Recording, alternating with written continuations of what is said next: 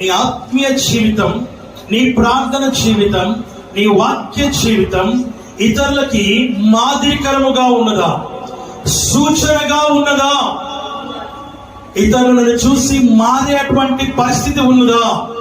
నువ్వు మాట్లాడుతున్న మాట ఇతరులకి ఇంపైనదిగా ఉన్నదా? నువ్వు మాట్లాడుతున్న మాట ఇతరులకి సువాసనగా ఉన్నదా? నువ్వు మాట్లాడుతున్న మాట నిజంగా ఇతరులు మెచ్చుకునే విధంగా ఉన్నదా? నువ్వు మాట్లాడుతుంటే సంతోషం వాళ్ళకు పుడుతుందా? నువ్వు మాట్లాడితే వాళ్ళకి సమాధానం కలుగుతుందా? నువ్వు చూసే చూపులు వారికి నిజంగా ఆనందాన్ని కలిగిస్తున్నాయా? నీ చూపు ఏ రీతిగా ఉంది? నీ వినికిడి ఏ రీతిగా ఉంది? నీ యొక్క మాట ఏ రీతిగా ఉంది? వాక్యం సెలవిస్తున్న మాట మనం చూస్తున్నాం. అది ఎప్పుడైతే ఉంటుందో ఆటోమేటిక్ గా నువ్వు అనేకుల చేత ప్రేమించబడతావు, అనేకుల చేత నువ్వు ఇష్టం కలిగి ఉంటావు అన్న సంగతిని నీవు గ్రహించాలి.